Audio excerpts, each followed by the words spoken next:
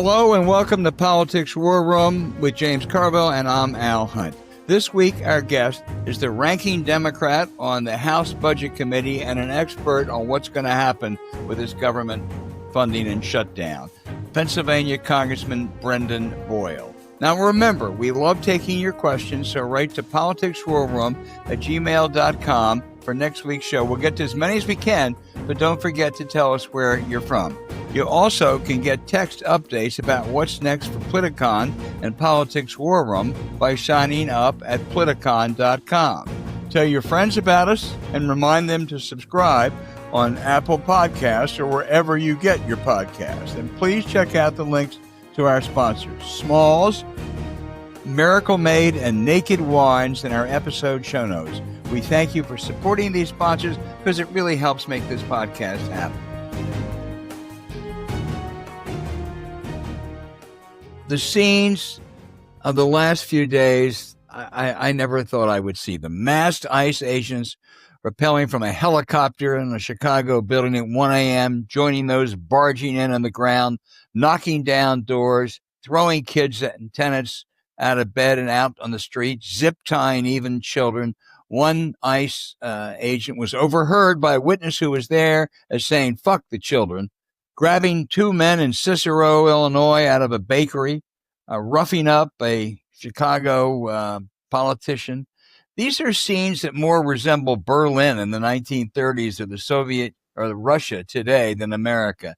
You know, Trump's plans, I think, are very simple. My thoughts were confirmed by a typically insightful Tom Etzel New York Times column. This is a rehearsal for the midterm elections. If Trump thinks there's any danger he'll lose, he's going to send in federal forces to man ballot boxes, intimidate voters, declare the Insurrection Act.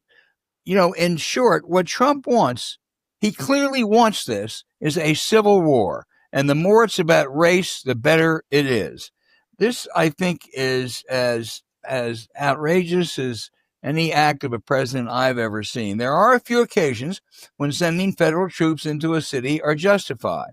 If a governor requests that his National Guard be federalized, if we're invaded, or if local authorities are unable to enforce the law. None of those conditions exist today. They existed, for instance, in Little Rock, 70 years ago when Eisenhower sent the 101st Airborne and nationalized the Arkansas National Guard to protect children who were integrating the schools that the governor wouldn't protect. None of these conditions, as I say, are present, as the Trump-appointed judge wrote in blocking his efforts to take over Portland. And I have two conflicting thoughts in this. I want to see what you think. I really do. I fear the Republican Supreme Court may well let him get away with most anything. But I also hope and believe that most Americans really are going to turn against and even be repulsed by a thuggish police state. Well, it's pretty clear people are repulsed by it. There's pretty much data out. And it shows only the hardcore Trump people like this idea of invading American cities. The only thing that I would say, it's going to get worse. It's going to get a lot worse. And he does something and we go, oh, my God, can you believe he did this?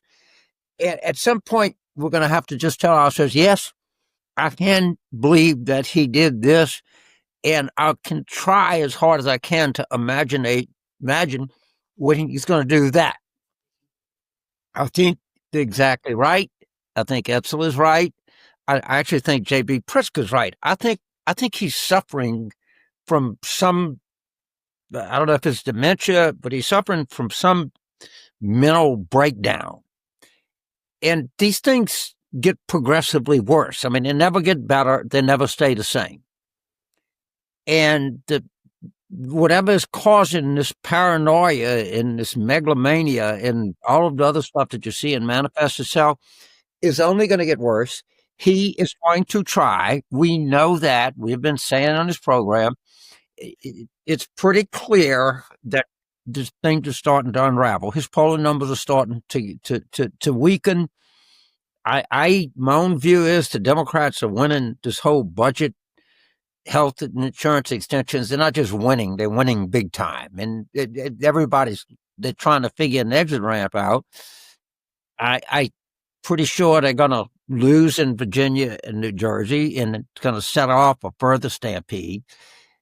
In the last couple of days, actually, Democrats have been as much their buffoonery as the Democratic competence been pretty good. Now, I think I don't think people are ready to adjust to the change in the political climate that's coming. He will adjust by getting crazier. That we know.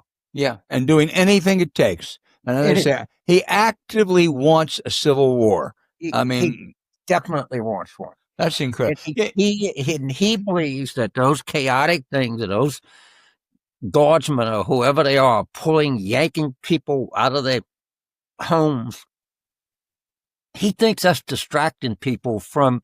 And he's got one massive, giant problem, and that is 70% don't approve of the economy.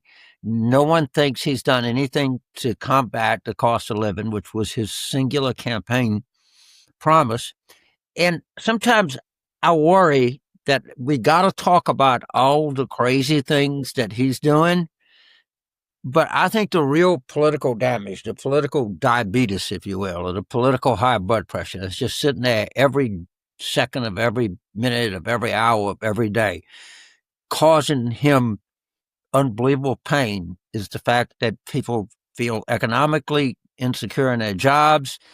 And the Fed just came back with a survey that said that people expect inflation to go up and jobless numbers to go up. So I think so. We're sitting here as commentators saying, how do you not react to invading cities? By the same token, he thinks that is certainly better for him than you thinking about what prices are at the supermarket. So yeah. I don't know the answer. I really don't. But well, I don't think it's going to work. Inexplicably, I told you this. I said I didn't know why the hell I did it. I watched 4.5 hours of Attorney General Pam Bondi testifying before the Senate Judiciary Committee. It was a masterful performance of duplicity, dishonesty, insults, and invective. She didn't want to or couldn't answer questions about the Justice Department's actions, to put it charitably. Why are they covering up some information about sexual predator Jeffrey Epstein? Why did they drop a case of now border czar Tom Homan taking $50,000 in a grocery bag from FBI undercover agents last year, promising that he'd get contracts if Trump is elected? What happened to that money? I mean, James, that's federal money. And we have she wouldn't tell us what she knew about it. She wouldn't tell us if she was involved in dropping the case. She wouldn't tell us what happened to the money that Tom Homan took. What role did Bondi play in the Trump-ordered indictment of former FBI Director James Comey? Won't tell us. What was her involvement in firing the FBI and national security agents? She wouldn't answer any of that. Instead, she insulted Democratic senators, and the Republican lapdogs just took it, and tried to change the subject to Biden's misdeeds, which is sort of like comparing jaywalking to assault and battery or, murder. Okay, she goes in there. First of all, they have a picture of the notes. Somebody said, when you get in there, you say this. Right. You don't ever answer that question. You attack them. They gave them an attack line for any of the Democrats, right? It's not going to change. And by the way, she, in her mind, thinks she did great. And she is being told by the only person that she cares about that she was just stunningly good. They were high-fiving her in the West Wing.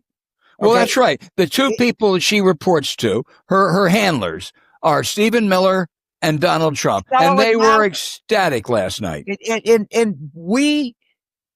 Look, to people that watch this, it's the Attorney General of the United States, August high position that's been held by, this person or that person, done this and that and everything else.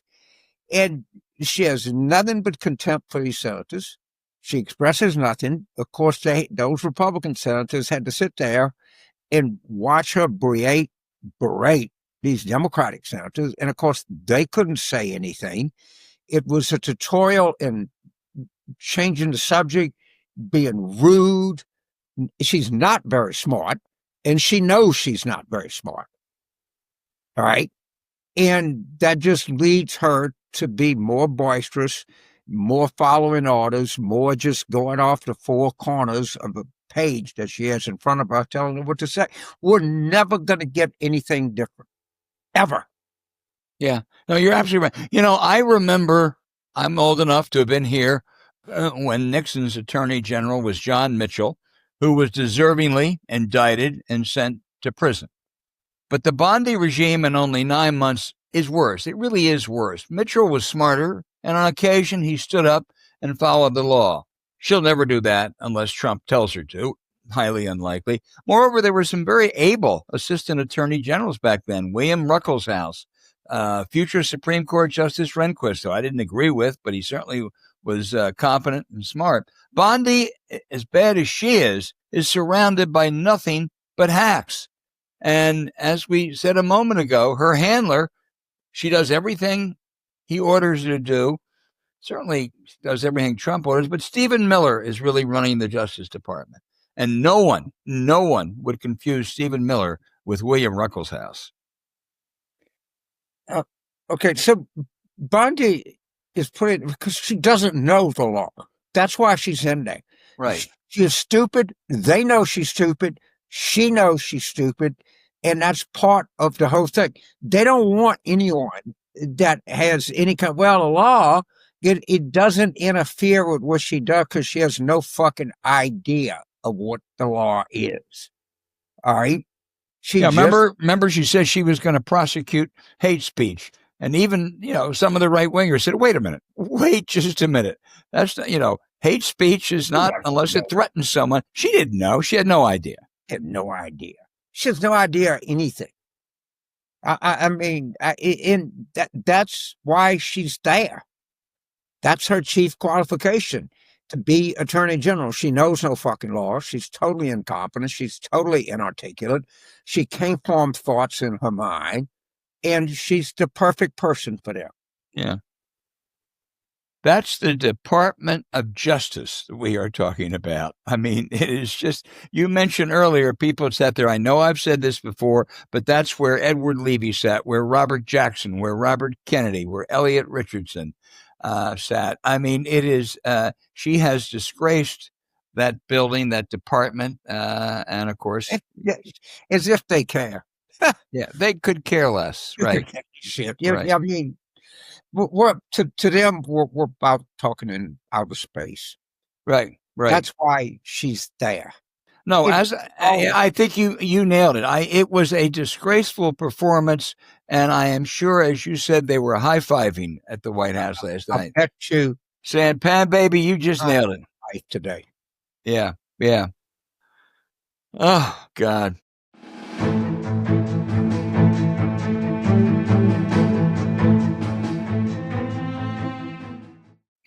Our cats deserve the best. How important is giving them high quality, healthy food they actually enjoy, James? I got into cats a little bit late in life, and when they really react to diet. Right, when they get good, when they're fed well, not only they look better, their coats are much more shinier. It just looks better. Cat nutrition is a big thing. It really is. And, it is. You just want to do the best, and you get attached to these cats, as I've sort of become, and you just want them to have the best. It's a kind of normal thing. Yeah, and which is why we let all of our cat-owning friends and family know as soon as we could about Smalls. That's SMALLS. The cat food most people rely on has questionable ingredients. That's why we are so glad this podcast is sponsored by Smalls, especially for a limited time. You can get 60% off your first order, plus free shipping when you head to smalls.com/warroom. Now, Small's cat food has protein-backed recipes made with preservative-free ingredients you'll find in your fridge, all delivered right to your door. That's why Cats.com named Smalls the best overall cat food. Best of all, starting with Smalls is easy. Just share info about your cat's diet, health, and food preferences. Then Smalls will put together a personalized sampler for your cat. Stop picking between random brands at the store. Small has the right food to satisfy any cat, and it's obvious right away. James, I know you noticed a big change in your cat's energy compared to burnout kibble, but don't just listen to us. Small's customer, Elizabeth C., expressed how, quote, her cat was always so-so with her usual food, but it is now very enthusiastic about Smalls. Really enthusiastic. Her breath is much better, and let's just say that the litter stays fresher too. It even has a great story. Smalls was started back in 2017 by a couple guys home cooking cat food in small batches for their friends. A few short years later, they serve millions of meals to cats across the United States. Plus, Smalls works with the Humane World for Animals, donating over $1 million worth of food through them to help cats.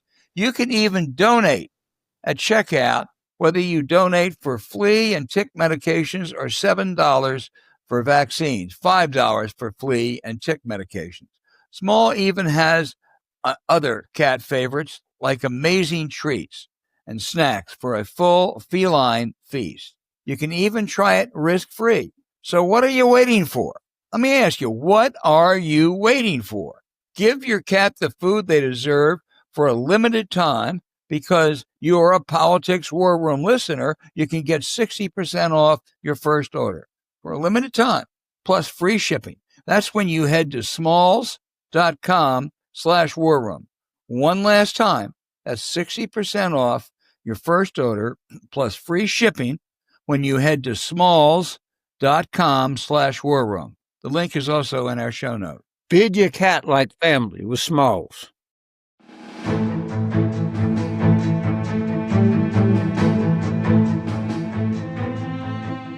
Hey, you know, James, there is no one with a better feel for the politics and policy of the government shutdown than Pennsylvania Democrat Brendan Boyle, the ranking Democrat on the House Budget Committee. He is passionate about a number of things, about the defending National Football League champions, the no longer undefeated Philadelphia Eagles, not the Eagles, but the Eagles, his Notre Dame Fighting Irish, who've now won 3 in a row after those first 2 defeats, and he's very passionate about the important role that he plays in Congress. Congressman, the shutdown is now in its second week. I know the polls actually look good for Democrats, but the betting money, I think, today is that Democrats ultimately will concede, that there are already some Senate Democrats who are defecting. And the history of shutdowns has been usually the side that cement stuff gives in. Is that going to happen this time? Well, it's great to be back with you guys. And look, first, as we're roughly a week into this, 8 days into this, we've now had 6 consecutive polls from what I've seen that shows by double-digit margin the American people blame Republicans over Democrats. It has focused attention on the healthcare issue in a way that I don't think was happening before this fight.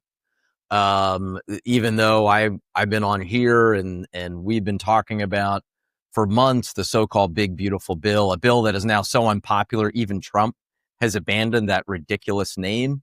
That said, there was always that 20 to 25% of people that were kind of the last group and the hardest group to reach that now are understanding that healthcare is really at stake for tens of millions of Americans, not just the 15 million who are looking to lose it, but also the tens of millions more who are looking at massive increases in premiums. I mean, in our home state, Al, Pennsylvania, if you're on one of the Obamacare exchanges, an average increase of 82%. That's the kind of increase that we're talking about. So, someone years ago said, get caught trying. Right now, Democrats are getting caught trying to help people. And I think it is a good fight as long as it's happening We are winning. And I have to say, even though, I know 6 months ago, Senate Democrats throw in the towel, so far there's no sign of that happening. In fact, the conversation has been, because they've had, 5 or 6 votes now.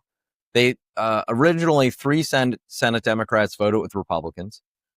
None of the others who have been voting no have switched to vote yes. But there's every indication that Angus King, one of the 3 who voted yes, may flip the other way and vote no, just to finally force Republicans to negotiate. So I feel good about where we are at this moment. You think you're going to win it then? I do. I mean, I think we're winning right now. The fact that Donald Trump in the Oval Office just a day or two ago, when asked, said this shutdown is about health care. I have to thank him for that in-kind contribution to the Democratic National Committee, because even he has conceded this ground. So I do feel good about where we are. You have, I think, I checked 22,000 federal employees in your district. What are your constituents saying about this? Well, just yesterday I did right around this time yesterday, I did a rally with them on Independence Mall, was joined by 2 other Philadelphia area Democrats. They're fired up. And, if there's any group that would be applying pressure on this, on us to maybe change tactics or change our approach, it would be federal workers. Well, here you had the main union representing federal workers, the AFGE, rallying with us and pushing for Republicans to finally negotiate with us on this issue. And by the way, I have to say, and not that Mike Johnson has asked me for free advice, I do not understand the logic, either substantively or politically, for Mike Johnson to cancel session last week and then up and cancel session this week. I think it's a horrible look that federal workers are expected to show up for work every day while they're not getting paid. And then Mike Johnson sends his own members home. I don't get that at all. That's a great message, I think, for Democrats. Look, there are a number of things that you all are asking, but the crux is extending the Obamacare subsidies that are due to expire in December. What do you say to Republicans who say, okay, we'll commit to dealing with those subsidies once the government opens again? Yeah, look, I mean, if we've learned anything from watching all those Charlie Brown specials or reading Peanuts, Lucy always pulls away the football. Trust but verify, dovi no provi, as Reagan was fond of saying. Let's actually have it in writing, in law. And then let's not forget the other piece of this, which isn't dominating the public conversation as much as healthcare is, but that's rescissions. This is really important. And I even, your podcast is for a politically sophisticated audience, political junkies like me. So I will talk about rescissions here in a way that maybe, I don't talk about as often back home, because most of my constituents are not following a very inside DC baseball debate about rescissions. But it's really important, because how in the world can I, as a member of Congress, vote for something today thinking that I'm getting something out of the deal for my constituents, knowing that literally the very next day, Russ Vought can say, thank you very much. Everything you just voted for, we are rescinding. Thank you, sucker. See you next time. I don't know how any of us can really sign up for that. I don't either, and I don't know why the Republicans aren't. Well, I guess they're just scared. They're just scared stiff at Donald Trump's going after him. But well, you will, Al, you will have, and how many times have we said this over the last 9 years? You do have a number of, I'll just speak from my own experience. I've had a number of House Republicans, including those who are on the Appropriations Committee, express their frustration and their opposition to basically this White House taking away Congress's power of the purse. Now, with the exception of Steve Womack from Arkansas, I haven't seen any of them willing to say it in public. Yeah, tell them to bring it to the floor, and vote on it. That would be a test. Just one final question about the ACA subsidies. Republicans say, yeah, but we want to reform them first. What does that mean to you, Congressman? Republicans say they want to reform the Obamacare subsidies. Yeah, I mean, what that means is they want to kill it. This is the crowd that voted 63 times to repeal Obamacare. They came within one thumbs down from John McCain, the late John McCain. One thumbs down really saved Obamacare. And that's the reason why almost 30 million Americans have health insurance today, and the reason why for so many small businesses, the cost of healthcare, as expensive as it is not as expensive as it otherwise would have been. So it's really hard for me to take on faith this crowd that says, oh no, we just want to reform it. When they're talking about that, hold on to your wallet and hold on to your healthcare. James Carville. So, Congressman, my strong belief is we're winning this fight, and it's not even close. Do people in the caucus understand that? Does your caucus understand that we're in a very advantageous position right now? Yeah, I don't think there's any question. I got to tell you, the House Democratic Caucus, I don't remember our side ever this united on something. From Jared Golden on one side to Alexandria Ocasio-Cortez on the other, and everywhere in between. And I think that the poll results that have only come back in the last few days has strengthened that resolve. I don't see any reason why we would back down at this point. Frankly, I do see reason why the so-called Republican moderates, who have already shown themselves not to be moderates, but they do have to be concerned, the dozen to 24 of them who are in really tough re-election fights. They have every reason to go to the White House and say, look, President Trump, you need a deal on this. We need a deal. If these healthcare premiums really go through the roof as they're scheduled to do, then actually it's going to be their hide that pays the price this time next year when we have the midterm elections. So we kind of know come the holidays, let's just say come New Year's Day, the two things: the government is going to be open, and these health insurance subsidies are going to be part of it. They're just not going to leave people with the kind of eye-popping premium increases that they'd be faced with. How do they land this plane? Because we're not going to help them, right? That's pretty clear from where we are. How are they going to do it? How do they get from here to there? I think part of the reason why, and this is conjecture on my part, but it's educated guess.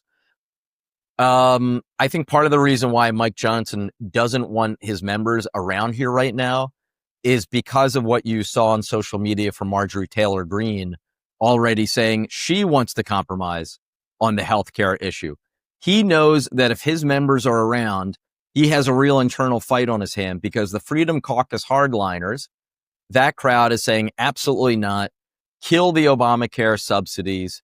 That's the crowd that their dying wish is to kill Obamacare once and for all. But then he has another group of at least a couple dozen members who don't want to see premiums increase because they know that they could pay the price come next November. So the way Mike Johnson resolves that internal dispute is just to send all of his members home and give them an extended vacation at taxpayer expense. So a lot of people think, and I might be one of them, that he doesn't call them back in because they're trying to do everything they can to not swear in the new member from Tucson. That's the other part. Yeah. Huh?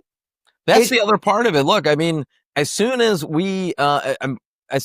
he finally relents and swears in this 218th member who would sign the discharge petition on the Epstein files, then suddenly he has to deal with that headache as well. So it's all the more reason why you can actually see, even though it's politically damaging, you can see why it became very convenient for him to just dismiss session. I don't know how long he's going to do this for, though. It's incredible. Remember what Joe Lewis said, huh?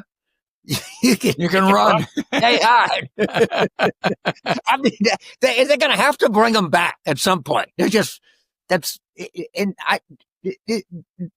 you think Johnson just has to do whatever Trump says? And that is the easiest question. That is the easiest question to answer. Yeah. There is absolutely no doubt about it.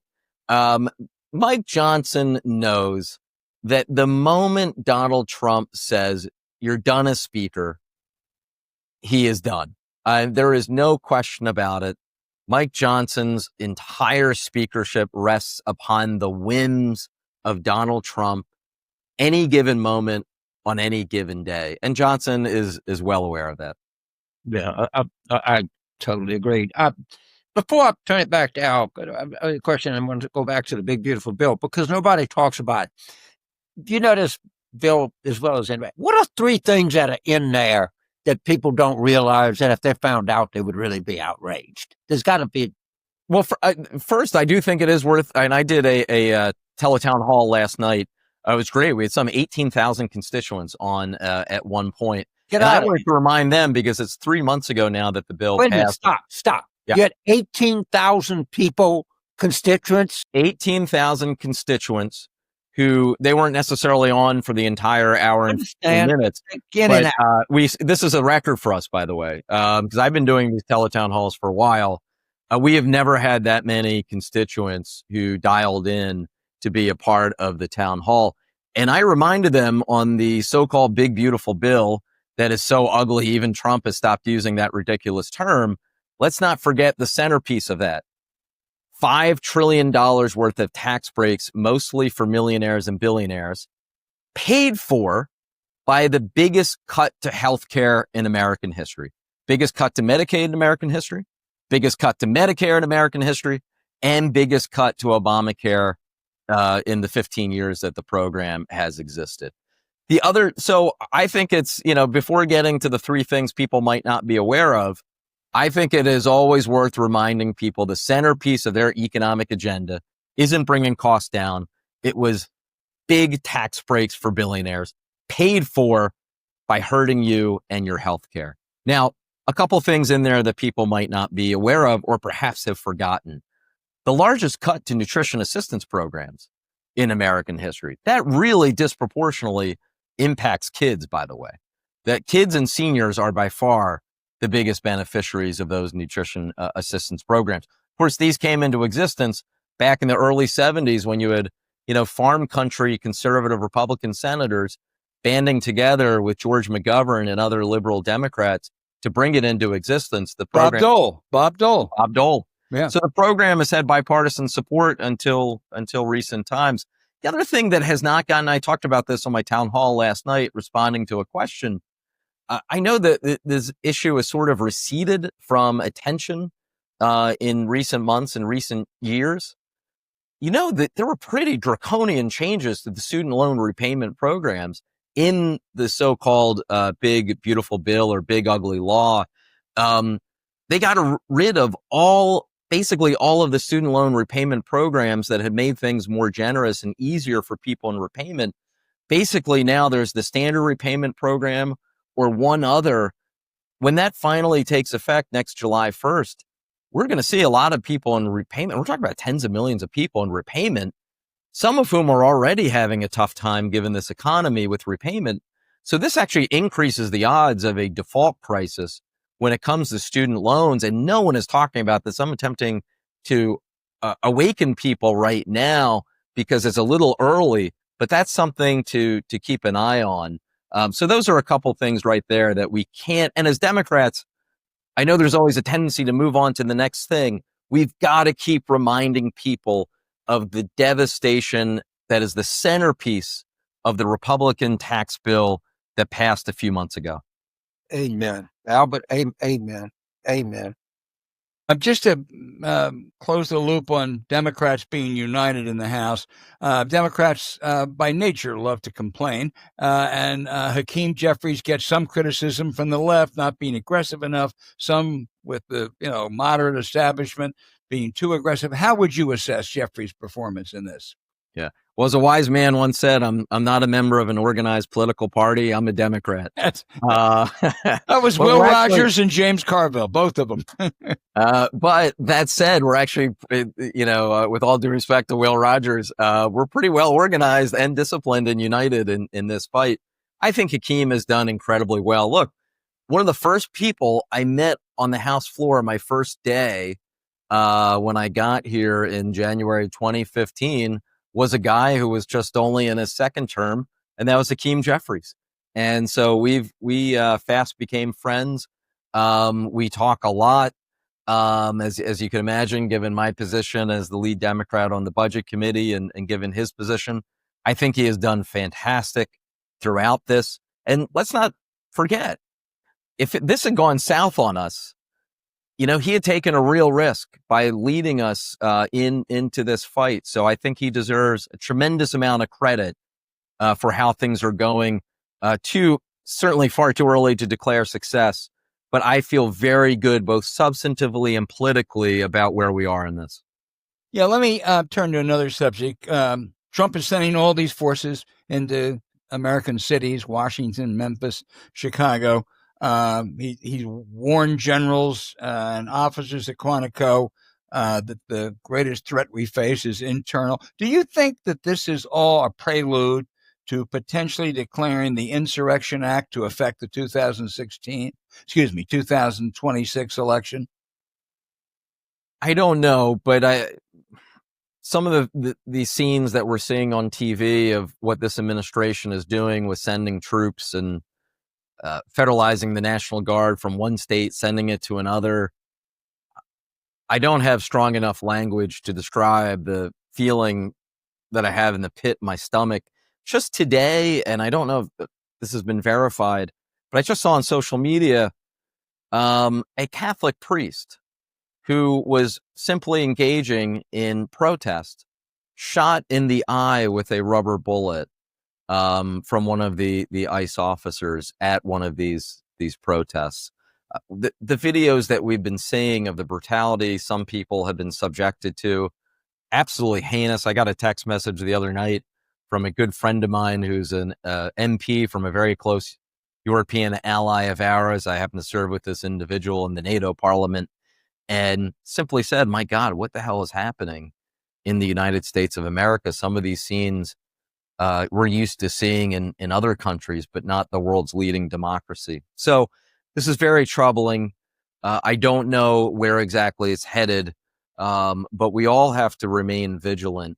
And I do think, though, of all the things, of all the threats, of all the people who have folded, big corporate power has been nowhere. They were the first to bend the knee. Big law firms bending the knee. Some major institutes of higher learning that have billion-dollar endowments, striking deals to bend the knee. Jimmy Kimmel, a late-night comic, was actually the first to really stand firm, and people rallied around him, viewership like never before, and forced this administration to back down. It shows you that actually we can win this, that if enough people pay attention and band together and resist this craziness and this increasing authoritarianism, that we can combat it, that sometimes we're, as ordinary citizens, more powerful than perhaps people realize. Just a couple more, then I'll back to James.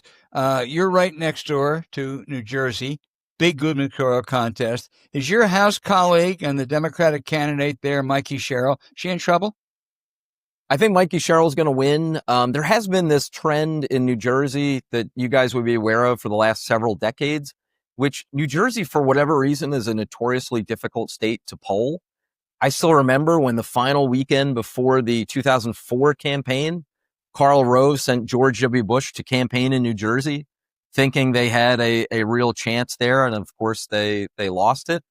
Now, I also remember 4 years ago when Phil Murphy polling showed was up by mid-teens and eked out a victory by low single digits. And we shockingly lost a state Senate race right over the river from me in South Jersey. So New Jersey has thrown us, all sorts of curveballs. So I don't take anything for granted. That said, I predict Mikey Sherrill wins. I think it'll be a high single-digit race. The fact that Chitterelli has run multiple times and seems to have some financial backing just based on the number of TV ads that I've been subjected to. By the way, I could become the most popular person in Philadelphia if I ever figured out a way to ban New Jersey political ads from our airwaves, especially during Eagles games. So I've been following it very closely. Mikey Sherrill is a good friend. I think that she will prevail, though. Well, all right. Now, you just raised it. Now, as my former sparring partner, Robert Novak, said, here's the big question. The big question, will the Eagles repeat? And with no top 25 team on their schedule, can Notre Dame overcome those early defeats and make it to the playoffs? Well, this is great. I feel like as I was as a kid when I finally ate all my vegetables, I got to eat dessert. So here's now the dessert. Here it is. Here we go. So really tough questions, I know. I have to say, while the fourth quarter performance by the Eagles was really dispiriting. I don't know why Saquon Barkley isn't getting the ball enough. That said, though, and this is where, of course, NFL is different from college football. I think the Eagles are still going to win the division. I think they're going to be fine. At this exact point, or roughly this point a year ago, the Eagles were 2-2 and were really flailing, and then would just go on to have a tremendous rest of the season that carried through to the playoffs and when we crushed the Kansas City Chiefs in the Super Bowl. So it's a long season. I think the Eagles are going to be fine. I don't see another NFC team out there that can match the Eagles when they're fully clicking. Now, as far as Notre Dame and, a lifelong diehard fan, to lose those two, as it turns out, to two top 5 opponents we lost to by a total of 4 points. I think when it comes playoff committee time in early December, those are going to look about as two of good losses as you can possibly have. We have to run the table. We have to do exactly what we did last year, and that was win 10 in a row. We're 3/10 of the way there. I think if Notre Dame finishes 10-2, end up making the playoff, and would probably be one of those teams that higher ranked teams would most fear playing. No one is better able to join this conversation than James Carville. Well, while you're having your Carvel's ice cream for dessert, let me ask you, do you think you get a royalty on that? Former LSU pitcher Aaron Nola is going to be able to get a good 7 innings tonight? Yeah. Yeah, the one Al, you didn't ask me the difficult one. That's about the Phillies who are down 2-0 now. I saved you from that, Brendan. James is tweaking me about the Phillies because I've tweaked him enough about Brian Kelly that it's only fair. Look, the Dodgers, unbelievable talent, that roster. The frustrating thing about the Phillies is Schwarber and Bryce Harper, unfortunately, have gone cold at the wrong moment. I will say, though, if they can just win one game in a best-of-5 series, I do think they could turn this around. But playing the Dodgers, especially out in LA, I mean, that they got a real challenge on their hands. Man, I watched that Yankee game last night, and the Aaron Judge home run that hit the fair pole was really a real special kind of playoff moment, I thought. I mean, and you got to feel them. Hey, maybe they were down, and this could ignite them, and that can happen in playoff baseball. Yeah, I mean, look, 2004 when the Red Sox were down 3-0, one of their guys, I think it was Kevin Millar, said, "Listen, we just get one win, and things can turn around." And I mean, baseball is weird like that, especially a best-of-5 series. So before I let you go, I mean, I'm think that you and I have the sense that we got a good hand here. I do. Okay, yeah. But we're both sports fans, and I used to play a lot of bridge. And the one thing I know, you can have the best team and you can have the best hand and you can lose because you can misplay it. All right. And I just hope that when you're talking to the caucus, you're talking to different people saying, look, we got an advantageous hand here. Let's just run the table because, if we hang a high curveball, somebody could hit it. And I just hope that you're able to deliver that optimism tempered by just because we're ahead now does not mean we're going to win at the end, but we should. Yeah. Look, I want to be clear. I don't think, especially after the last 9 months and after the last election, one thing I can assure you, I don't think any Democrats are suffering from overconfidence. So, but I will say that we were confident going into this, but also knowing that there's risk involved, but also feeling like we're in a position to take a calculated risk. This is a fight worth taking and worth having, both substantively and politically. And I think that any data that's come out over the last 8 days has only put the wind at our sails in this and encouraged us to keep pressing forward. Like I said, I feel good where we are, but that said, the game isn't over yet. You're right. Thank God. I like that little caution here because I don't, You can lose any game, but this one we shouldn't lose. I can't thank you enough for being on here. I do think that 18,000 people coming in on a Zoom town hall or whatever you have I think it's indicative. I think I'm seeing things like this around the country that tells me the resistance is really stronger than. I mean, all year, it's one thing if it's one special election, two special elections. The very first special election in this country this year was a state Senate race in Lancaster County, Pennsylvania. You know, Al, Lancaster County, very conservative. My brother lives there. I know. They had only ever once elected a Democrat to the state Senate from Lancaster County, and it was for 1 year in the 1880s. Trump carried the district by 15 points last election. We won it. Every special election since then, from the Wisconsin State Supreme Court race, you go on, I think over 40 now, Democrats have averaged a 16-point overperformance. Something is going on that's real. So I believe there is reason, not for irrational exuberance, as Greenspan used to say, but I think there is reason for real optimism going into next year in the midterm elections. Yeah, along those lines, I mean, we both think we're going to win Virginia and not even close, okay, by a lot. But what I struggle with is, should I say that? I mean, not that people are going to say James Carville said that to be true, but just let them be shocked. They don't tell Trump. Trump does not know. They don't. But when Senator Schumer and Leader Jeffers went in to talk to him, he didn't know anything about what was in the big, beautiful bill in health care. He doesn't know anything. They don't tell him anything. And when he sees what's going to happen, he's going to freak out because he's not ready for it. I don't think. I really don't. It is an interesting question on so many issues. Just how exactly does Trump get his information and who is shielding it from him? I mean, some of these things, like when he was talking about Portland, for example, he really seems to actually, now, I mean, the guy's an inveterate liar, so it is always a challenge to figure out when he's telling the truth versus when he's lying. But I have to say, I would not be surprised if it turns out he's being shown videos and really believes that all hell is breaking loose in Portland, when in fact nothing is going on there except for a dozen to 2 dozen, mostly older, mostly white protesters outside an ICE facility. That is a real challenge when you have someone, up in the high castle, and it turns out there's only 1 or 2 gatekeepers who show him just what the hell is going on. I'm glad you made that point. I think this is very, very important for people to know. Albert, go ahead. There is no, as I said to start with, there's no one better on this big issue than Brendan Boyle. We'll see if he's as good on the NFL as he is on the budget in Congress. But I've been a long-time Eagles fan, so go Eagles. And Brendan, thank you so much for being with us. We'll stay in touch.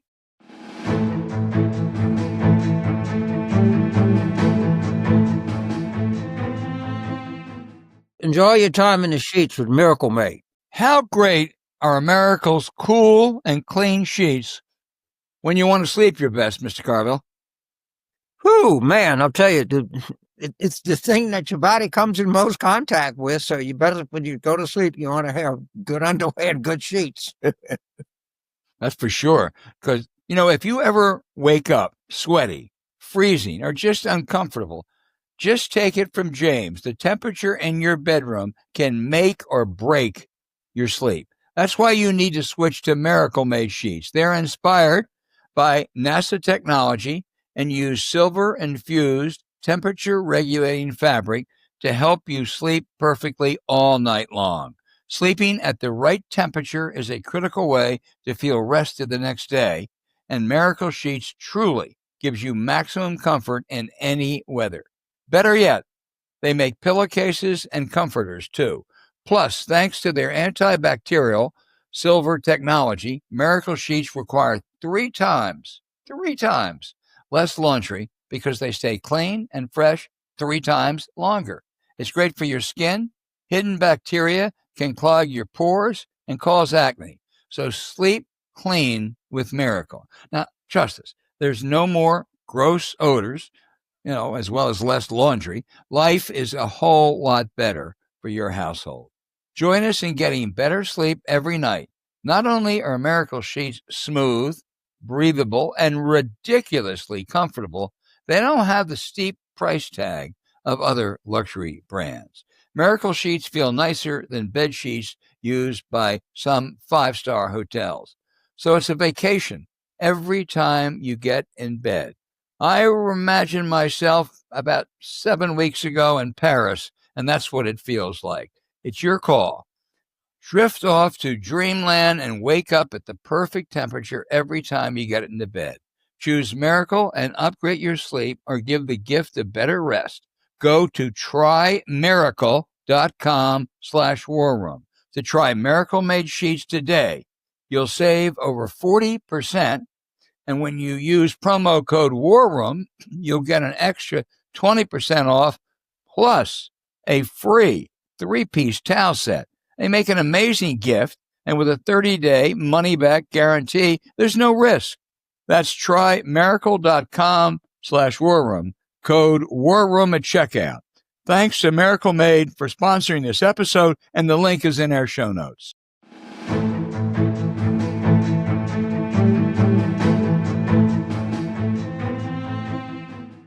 James, Republican senators went berserk about revelations that special counsel Jack Smith looked at the phone records of 8 Republican lawmakers in his investigation of Donald Trump's efforts to overturn the 2020 election. First, he looked at their phone records.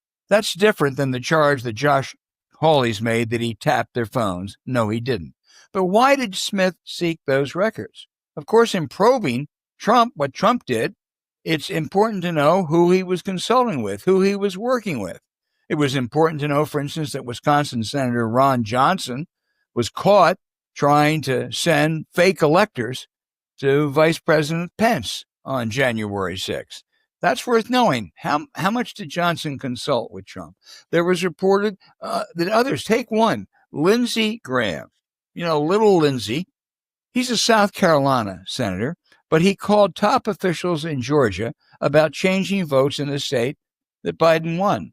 A grand jury there even recommended criminal charges be brought against Graham. The prosecutor declined.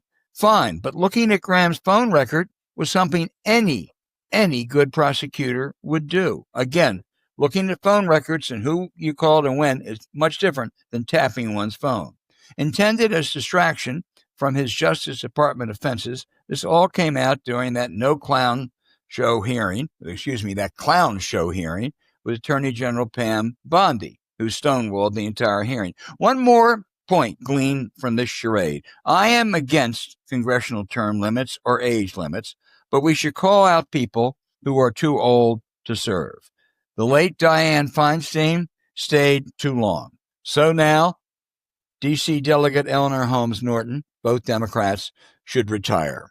Let me add one more. The 92-year-old chair of the Senate Judiciary Committee, Charles Grassley of Iowa, is over the bend.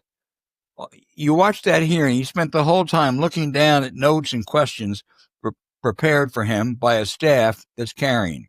In national politics, Democrats have an age problem. So do Republicans.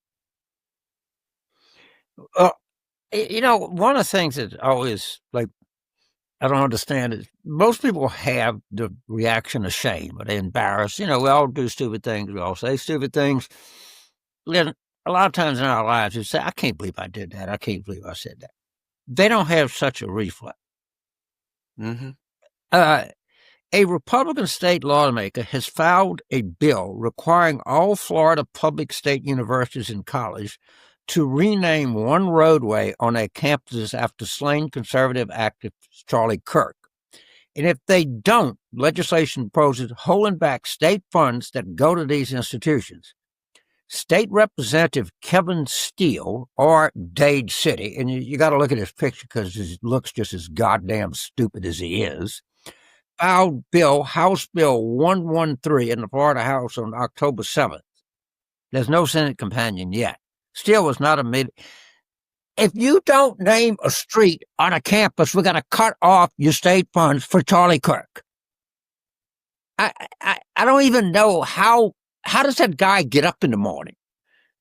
I mean, at what connection to anything can you imagine a Florida State University? They become so immune to shame, and we become so accustomed to all the crazy things we do. We don't even notice how crazy this is. He doesn't even know how stupid he is. But that's just where we are. And I got news for you. It's all going to get worse.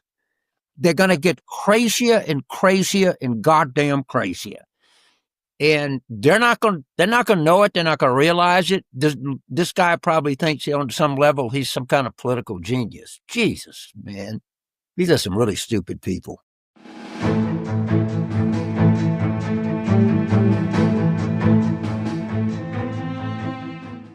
You know, how great is a glass of wine when you can find the perfectly priced bottle online with Naked Wines, James, as a wine connoisseur? Look, this is a outstanding product. I personally endorse it. These guys go out, they find wines at unbelievable prices, and they're can't tell you that if you get 6, all 6 are going to be great, but you're going to be batting about at least 4 or 6, which is you're batting 663, which ain't bad. And Yeah.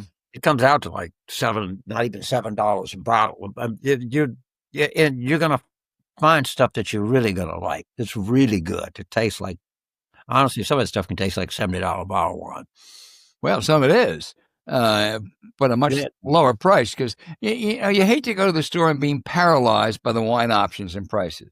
Now you get exactly what you want, and you can ditch those dilemmas at the store for good, all thanks to Naked Wines. This podcast is sponsored by Naked Wines. If you haven't heard, Naked Wines is a wine club that directly connects you to the world's best independent winemakers. So you can get world-class wine delivered straight to your door. Plus, you can use our code WARROOM for the code and password at nakedwines.com and get $100 off your first order. That's 6 bottles for just $39.99. Let me repeat that because you may wonder, is he really lost it? 6 bottles for $39.99. That's less than $7 a bottle. As soon as you show up with an amazing vintage from one of their unique and storied independent winemakers, you'll be an instant hit. By now, we both love wine, and there's nothing better than a nice glass after a long day with friends or family. Naked Wines will have the perfect bottle for any moment at great prices. Their bottles instantly take any meal to the next level. And thanks to Naked Wines, we can share an amazing cut of veal paired with a 2023 Arabella Merlot. It's a dinner to remember. So how do they do it? I mean, these prices seem extraordinary. Naked brings you amazing wine straight from the winery at up to 60% less than what you would pay in a store. By cutting those extra costs, like middlemen markups, winemakers can pass those savings on to you without skimping on quality. They've been around for over 15 years and back over 90 independent winemakers around the world to make the wine you love to drink. They put passion into every bottle, so you are literally making their business dreams come true.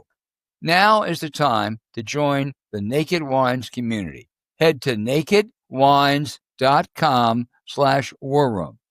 Click Enter Voucher and put in our code WARROOM for both the code and password for $100 off your first order.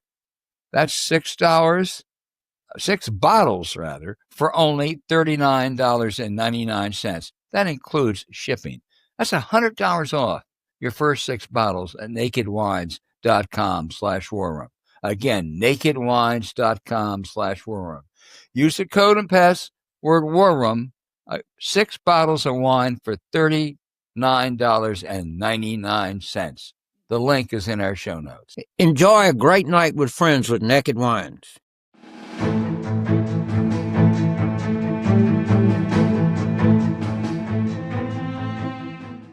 James, now for one of our favorite segments, our listener questions. The hardest decision that I have to make every week, aided by the great Dan Max, is figuring out which ones not to use because they're all good. So I'm going to start off with Jim in Boise, Idaho, who asked, why hasn't the mainstream media done an investigative story about who these so-called federal agents really are? What do you think, James? So federal agents and what that up? I guess he's talking about the ICE agents and everything else. Well, I think they've done some kind of stories. I think that ICE is now. I read this. I think I read that it's the largest law enforcement agency in the federal government now. Yeah. And I don't. But he brings up a good question. I don't know what the minimum qualifications to be an ICE agent is. I don't know if they're screened for prejudice or anything like that. Look at some of their actions, it doesn't seem like it. But yeah, I think God makes a good question. What's the process that you end up on the rooftop of an apartment building, excavating Americans out of their apartments? I don't know. It's a good question. Yeah, Jim, I think you're right. I'm not so much interested in identifying a particular one, but what are the qualifications? How much have they lowered standards to get in? And the one thing I really want to know, what did Tom Homan do with that $50,000 that he took from FBI agents promising to deliver Trump contracts? Where is that money? A man like that, he probably, gave it to some retired nuns. Yeah. We can rule that one out. In a grocery bag. I'm going to. They have no sense of shame. Yeah. I don't think that Tom Homan is embarrassed by the fact that it's public that he took a $50,000 sack of cash. No. Okay. I don't think these people have a normal human reaction to shame or being humiliated. I just don't. No, they don't. All they say is, hey, I wasn't prosecuted. Guess why he wasn't prosecuted? James, I'm going to steal a question from New Orleans. I usually leave those to you. This is John, who asked, what do you think about Amy McGrath running for the Senate again for a third time? First of all, John, she ran for the House the first time, Senate second time. This is the third time. Very few people in American politics succeed on the third go-round. I think the late William Proxmire may have, but it is really rare. I am a fan of Amy McGrath. I think she's impressive. She's a decorated combat veteran.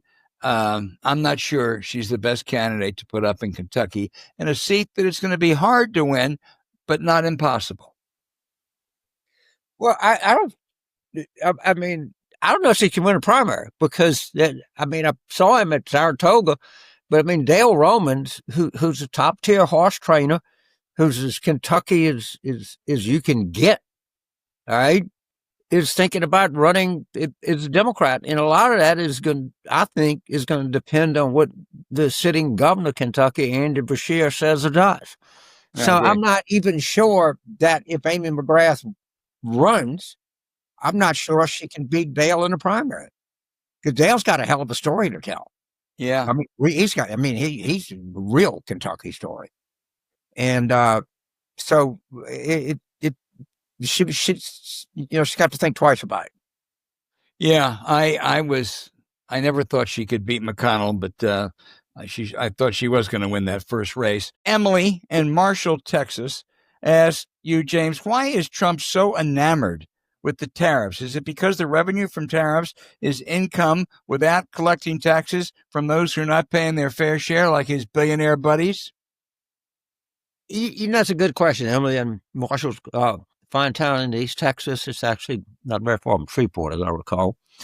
I think that Trump gets something in his mind, and then people just tell him what he wants to hear. So they're saying, sir, you're raising revenue. You're not raising taxes on anyone.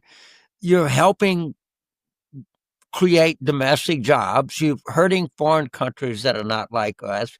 This is a win situation all the way around. I don't think someone has come in here and told him, so, well, the problem is a tariff increase is always going to be paid for by consumers, or you're going to reduce competition and the quality of goods is going to go down, or people are not going to, if you don't buy that, we don't buy their goods, they're not going to buy our goods and all of the complicated stuff. I don't think anyone tells him. And I think that what we were talking about with Congressman Boyle. I don't think that he has ever heard the other side of the argument on tariffs. In his mind, it raises trillions of dollars in revenue. It creates millions of American jobs, and it's all winning. And no one has the heart or the ability to tell him what the truth is. I really believe that. Yeah, no, I do really too. He wouldn't listen, if they did. Russ in Elizabethtown, Tennessee, asked, when Trump talks about repealing the 22nd Amendment, which would allow him to seek a third term, that would also make Barack Obama eligible for another term. In the interest of the country, would Obama run? Who would win? First of all, it's not going to happen in either case. The amendment will not be repealed. Trump has been involved in 3 presidential elections. Twice he lost the popular vote. One time he barely won the popular vote. He never ran against a good candidate. Whether it's 16, 20, 24, or hypothetically 2028, Barack Obama would have beaten him like a drum. There is a better chance in the 2028 election that Franklin Roosevelt runs for a 5th term than Trump runs for a 3rd term. That's about what the fucking odds. And even where he is today, Franklin Roosevelt would beat him. Yeah, right now, today, where Franklin Roosevelt, he's a better chance of winning a 5th term than Trump has a 3rd. Right. No, I think that's right. John, one of our favorite in Gurnee, Illinois, he's one of our favorite correspondents, says, what can Democrats change when it comes to illegal immigration if they gain control of the government again? Staying with the same policies, the Biden policies, is just going to allow the Republicans to campaign off it again and kick Democrats' butt. Good point, James. Albert, I have to say this. Biden listened to the Democratic left-wingers when he came in on this, and it was an utter disaster. Harris listened to the Democratic left-wingers when she ran for president in 2019 and 2020, and it was a disaster.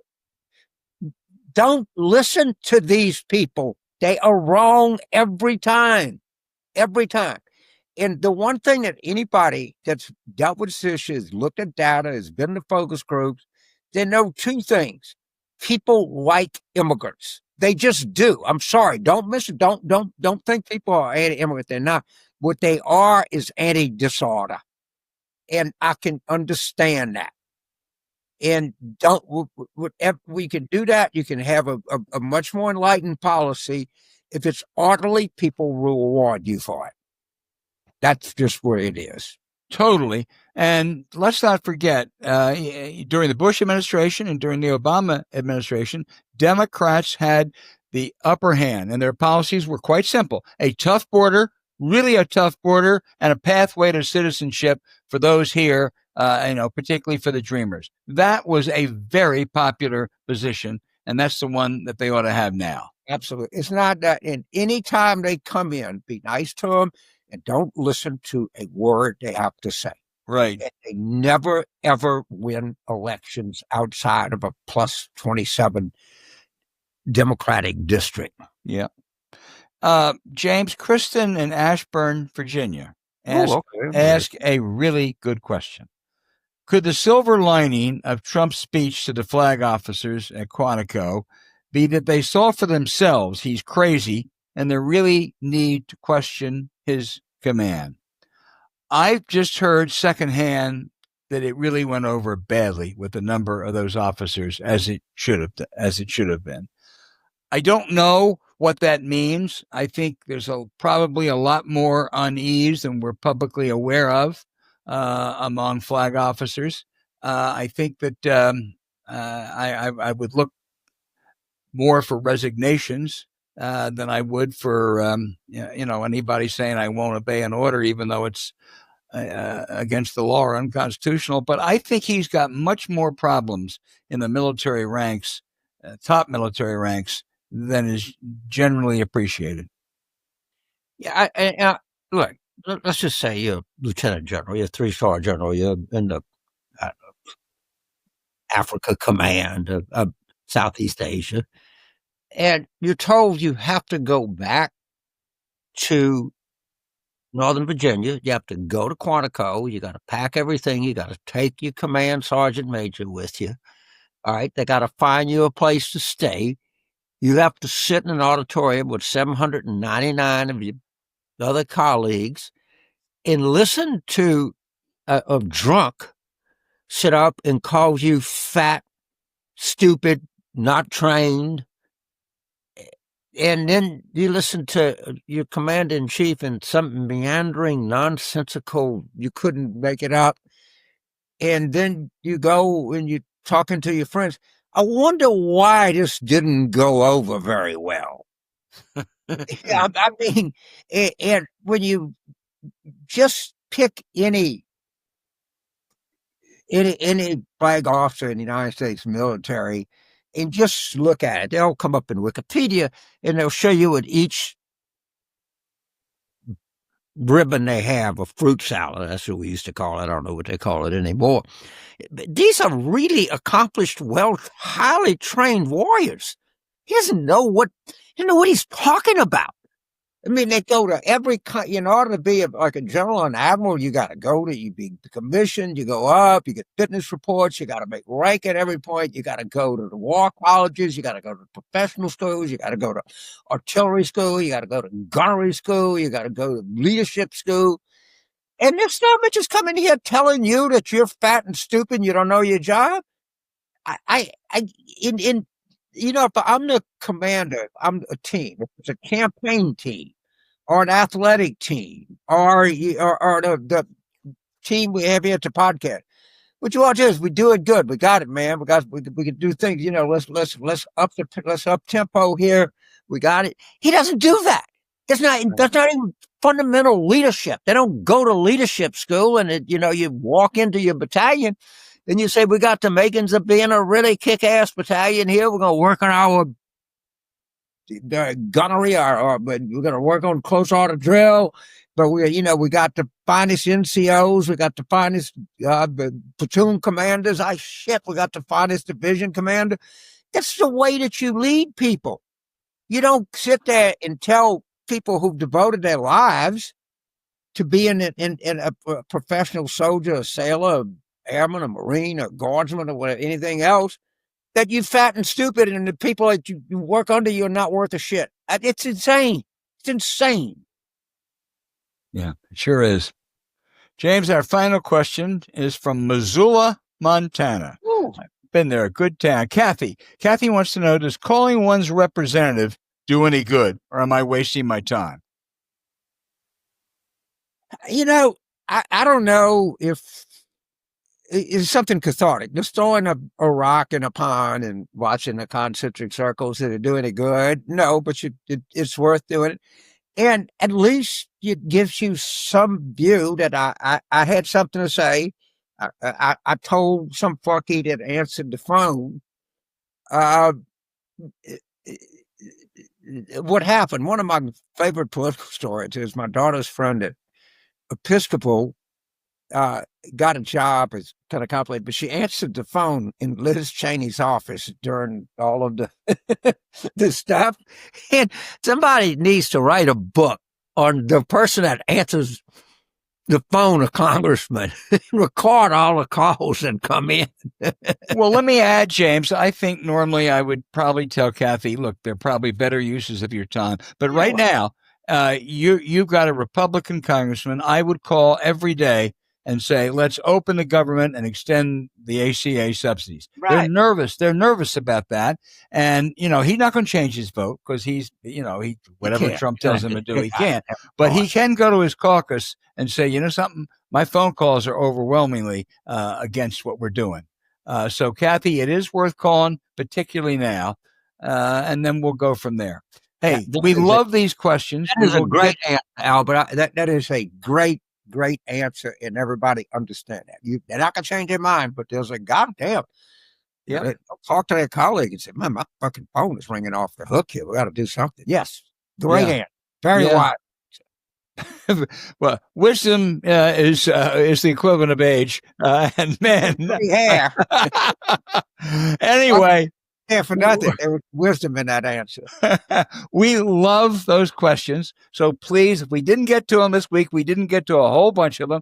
Blame Dan Max. Don't blame me. And we'll try to get to them next week. So thank you very much. This question's odd. We say it. Yeah, everybody on every show that has questions always like, but they are the best part. And just so our question is we don't rehearse them or anything. We try to. We think the best way to treat your question is spontaneously and off the cuff. And that's right. Dan sends them to me, and what I do is I just check off about 7. James does 4, I do 3, and I check them off. I didn't read Kathy's questions, so I checked it off. I saw what the subject matter was, but James is right. Yeah. We love the questions. A great answer. And anyway, so true.